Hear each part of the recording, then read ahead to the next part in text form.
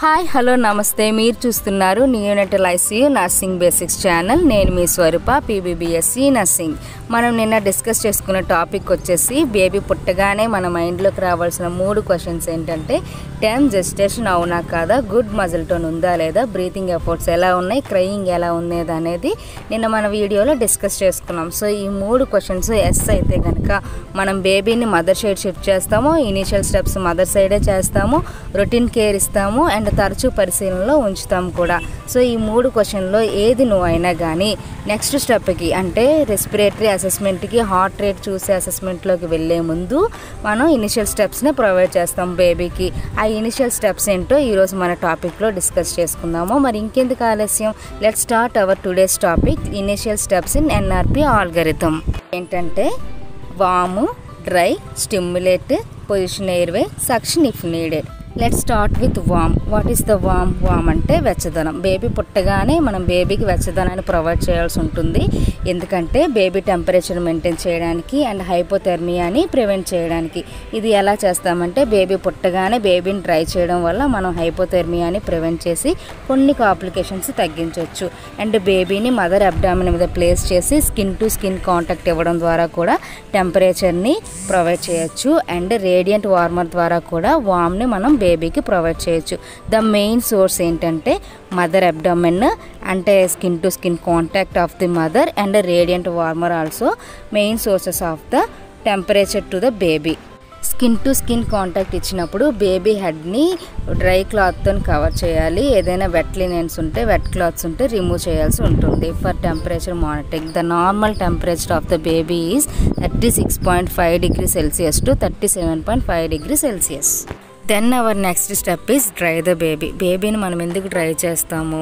Preventing the heat loss. So skin wet ఉంటే కనుక ఎక్కువ హీట్ లాస్ అయ్యే ఛాన్సెస్ ఉంటుంది కాబట్టి ఫస్ట్ మనం బేబీని డ్రై చేస్తాం.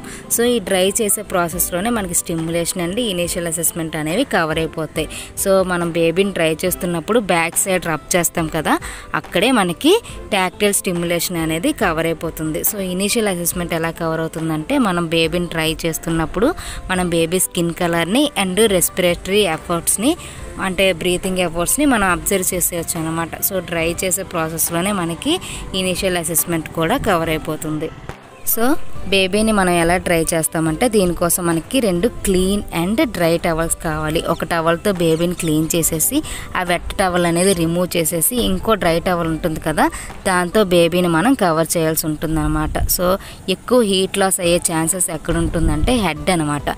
సో ఫస్ట్ ఆఫ్ ఆల్ మనం హెడ్ని తరోగా క్లీన్ చేయాలి. Next trunk, abdomen, back and limbs అనమాట. ఈ ఆర్డర్లో మనం బేబీని క్లీన్ చేయాల్సి ఉంటుంది. ఈ ఆర్డర్లోనే మనం బేబీ బ్యాక్ సైడ్ ఎలాగో రబ్ చేస్తాం కాబట్టి అక్కడ మనకి టాక్టైల్ స్టిమ్యులేషన్ అనేది కవర్ అయిపోతుంది. దెన్ అవర్ నెక్స్ట్ టాపిక్ కూడా స్టిమ్యులేషనే. స్టిమ్యులేషన్ అనేది ఆల్రెడీ మనం డిస్కస్ చేసేసాము. డ్రై చేసినప్పుడే స్టిమ్యులేషన్ అనేది most of the time cover అయిపోతుంది. అయితే ఈ టాక్టైల్ స్టిమ్యులేషన్ అనేది మనం 2 విధాలుగా చేస్తాము. అది ఎలా అంటే బేబీ బ్యాక్ సైడ్ని రబ్ చేయడం వల్ల అంటే జెంటిల్గా రబ్ చేయడం ద్వారా కూడా స్టిమ్యులేషన్ అయిపోతుంది. అండ్ నెక్స్ట్ వచ్చేసి బేబీ సోల్ని జెంటిల్గా స్లాప్ చేస్తామన్నమాట. అంటే flicking or gently slapping the soles of the baby feet. So అలా చేయడం వల్ల కూడా టాక్టైల్ స్టిమ్యులేషన్ అనేది చేస్తాం. టాక్టైల్ స్టిమ్యులేషన్ ఎందుకు చేస్తామంటే బేబీ బ్రీతింగ్ ఎఫర్ట్ని ఎంకరేజ్ చేయడానికి టాక్టైల్ స్టిమ్యులేషన్ చేస్తాం. Then our next step is position airway. మనం బేబీకి పొజిషన్ ఎయిర్వే ఎందుకు పెడతామనంటే ఎఫెక్టివ్ బ్రీతింగ్ జరగడం కోసం పెడతాం. సో ఈ పొజిషన్ ఎయిర్వేలో మనం 2 టైప్స్గా పెడతాము. అవి వచ్చేసి స్నిఫింగ్ పొజిషన్ ఒకటి, న్యూట్రల్ పొజిషన్ ఒకటి. స్నిఫింగ్ పొజిషన్లో బేబీకి మనం ఏ విధంగా పెడతామనంటే ఏ స్మాల్ రోల్ టవల్ తీసుకొని బేబీ షోల్డర్ కింద పెట్టి హెడ్ అనేది స్లైట్గా బ్యాక్ సైడ్ టిల్ చేస్తాము. ఈ స్నిఫింగ్ పొజిషన్ పెట్టడం వల్ల ట్రకియా అనేది లైన్ అవుతుంది ఆప్టిమల్ ఎయిర్ ఫ్లో కోసం. నెక్స్ట్ వచ్చేసి ఓవర్ ఎక్స్టెన్షన్ని అవాయిడ్ చేయాల్సి ఉంటుంది. సో మనం ఎక్కువగా హెడ్ని వంచడం వల్ల ఎయిర్వే అబ్స్ట్రక్షన్ జరిగే ఛాన్స్ ఉంటుంది కాబట్టి ఓవర్ ఎక్స్టెన్షన్ని అవాయిడ్ చేయాలి. సో నెక్స్ట్ పొజిషన్ వచ్చేసి న్యూట్రల్ పొజిషన్. అవసరమైతే న్యూట్రల్ పొజిషన్లో పెట్టుకోవచ్చు, కానీ మోస్ట్ ఆఫ్ ది టైం మనం ప్రీటర్మ్ ఇన్ఫాంట్స్కి మాత్రమే న్యూట్రల్ పొజిషన్ అనేది ప్రిఫర్ చేస్తాము. సో ఈ న్యూట్రల్ పొజిషన్ ఎలా పెట్టాలంటే న్యూట్రల్ పొజిషన్లో హెడ్ అలైన్మెంట్ ఎలా ఉండాలంటే the head is kept in straight inline position with the body. So బాడీతో పాటు హెడ్ కూడా స్ట్రైట్ ఇన్లైన్ పొజిషన్లో ఉండాలన్నమాట. సో నో టిల్ట్ అంటే స్నిఫింగ్ పొజిషన్లా కాకుండా there is minimal to no head extension or flexion. ఎందుకంటే ప్రీటర్మ్ ఇన్ఫెంట్స్లో కార్టిలేజ్ అనేది సాఫ్ట్గా ఉంటుంది. సో ఓవర్ ఎక్స్టెన్షన్ చేసినా కానీ అండర్ ఎక్స్టెన్షన్ చేసినా కానీ ఎయిర్వే అనేది అబ్స్ట్రక్షన్ జరిగే ఛాన్స్ ఉంటుంది. కాబట్టి most of the time neutral position is preferred for the preterm infants. So దీనివల్ల యూజ్ ఏంటంటే ఎయిర్వే పేటెన్సీని అబ్స్ట్రక్షన్ లేకుండా మంచిగా మెయింటైన్ చేస్తుంది. దీన్ని మనం ఎక్కువగా ప్రీటర్మ్ ఇన్ఫెంట్స్కి ప్రిఫర్ చేస్తాము most of the time before 30 weeks of gestation వాళ్ళకి. చూడండి, ఇది స్నిఫింగ్ పొజిషన్ అనమాట. Second one is correct position. ఇది వచ్చేసి న్యూట్రల్ పొజిషన్. చూసారా, హైపర్ ఎక్స్టెన్షన్ లేదు, ఫ్లెక్షన్ కూడా లేదు. బేబీ హెడ్ అనేది బేబీ బాడీతో పాటు స్ట్రైట్ లైన్ పొజిషన్లో ఉంది. చూసారా, అది correct position of the neutral position. The next topic is suction. ఈ సక్షనింగ్ అనేది మనం అందరి బేబీస్కి చేయము. సో సక్షన్ ఎప్పుడు చేయాలంటే only if they are obvious obstructions, అంటే మెకోనియం కానీ బ్లడ్ కానీ ఫ్లూయిడ్ అబ్స్ట్రక్షన్స్ కానీ ఏమైనా ఉంటే కనుక మనం ఈ సక్షన్ అనేది చేస్తాం. సక్షన్ ఎప్పుడు మనం మౌత్కి చేశాకే నోస్కి చేయాలి. సో ఎలా చేయాలి అని అంటే బల్బు సక్కర్తో కానీ సక్షన్ క్యాథెటర్తో కానీ మనం సక్షన్ అనేది చేయాలి.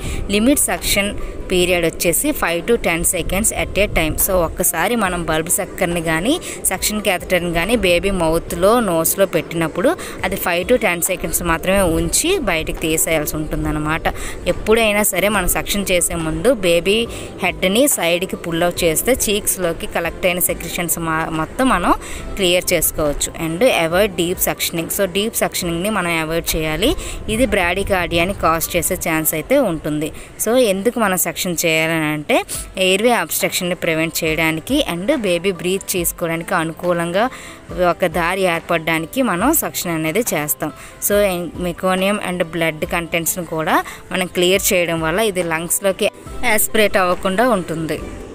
మనం మౌత్కి సక్షన్ చేసిన తర్వాత నోస్కి చేయాలి అని అంటే కనుక 2 రీజన్స్ ఉన్నాయి. అవి ఏంటంటే యాస్పిరేషన్ రిస్క్.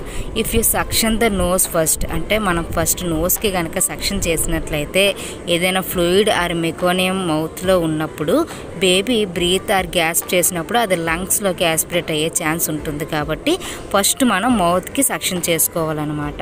నెక్స్ట్ రీజన్ వచ్చేసి ఎయిర్వే అబ్స్ట్రక్షన్. సో మౌత్ అనేది లార్జర్ క్యావిటీ కనుక ఎక్కువ సెక్రిషన్స్ ఉండే ఛాన్స్ ఉంటుంది. సో ఫస్ట్ మనం మౌత్ సెక్రిషన్స్ క్లియర్ చేస్తే కనుక బేబీ బ్రీత్ స్టార్ట్ చేయడానికి హెల్ప్ అవుతుంది. సో ఇదండి ఇవాళ మన topic, initial steps in NRP algorithm. Already మనం మాట్లాడుకున్నాం కదా. సో టైమ్ జెస్టేషన్ ఆ స్టెప్లో కనుక ఎస్ అయితే మదర్ సైడ్ షిఫ్ట్ చేస్తాము, నో అయితే ఈ ఇనీషియల్ స్టెప్ చేసిన తర్వాత రెస్పిరేషన్ అండ్ హార్ట్ అసెస్మెంట్లోకి వెళ్ళిపోతాము. So tomorrow our topic apnoea or gasping ఉంటే అండ్ హార్ట్ రేట్ 100 బిలో ఉంటే ఏం చేయాలి, laboured breathing or persistent cyanosis ఉంటే ఏం చేయాలనేది రేపు మన వీడియోలో డిస్కస్ చేసుకుందాం. Keep watching our channel. ఆగండి, ఇంతకీ చెప్పడం మర్చిపోయాను. హైపోథెర్మియా వల్ల కొన్ని కాంప్లికేషన్స్ ఉన్నాయి. అవి ఏంటంటే respiratory distress, hypoglycaemia, metabolic acidosis, increased oxygen consumption, coagulation problems and increase the risk of infection also. ఇంకా మనం డ్రై చేసే స్టెప్లో ఒక మెయిన్ కీ రోల్ చెప్పడం మర్చిపోయాను. తుడమన్నాం కదా అని చెప్పేసి శుభ్రంగా తుడిచేయని అవసరం లేదు. ఎందుకంటే వెర్నిక్స్ క్యాసియోసా అన్న ఒక లేయర్ అనేది బేబీకి స్టిక్ అయి ఉంటుంది. సో ఇది బేబీ సబాషియస్ గ్లాండ్ నుంచి ప్రొడ్యూస్ అవుతుంది. అండ్ ఇది ఎలా ఉంటుందంటే వైట్ వ్యాక్సీ చీజ్ లైక్ సబ్స్టెన్స్లా ఉంటుందన్నమాట. వల్ల యూజ్ ఏంటంటే ఓమ్లో ఉన్నప్పుడు బేబీకి ఆమ్నియాట్ ఫ్లూయిడ్ నుంచి స్కిన్ ప్రొటెక్షన్గా యూజ్ అవుతుంది. అండ్ డెలివరీ టైంలో లూబ్రికేషన్గా యూజ్ అవుతుంది. అండ్ ఆఫ్టర్ బర్త్ న్యాచురల్ మాయిశ్చరైజర్గా యూజ్ అవుతుంది. అండ్ టెంపరేచర్ రెగ్యులేషన్కి కూడా ఇది యూజ్ అవుతుంది. And is contain anti microbial properties and it offers some protection against the infection also. So it is very important. So blood content మాత్రమే మనం dry చేయాలి. So ఇదండి ఇవాళ మన టాపిక్. మా కంటెంట్ మీకు నచ్చినట్లయితే please like, share and subscribe చేసి మీ యొక్క ఎంకరేజ్మెంట్ని మాకు అందజేయగలరు. అండ్ మీకు ఏ సందేహాలున్నా కామెంట్ రూపంలో మాకు తెలియజేయండి. Thanks for watching. Bye bye.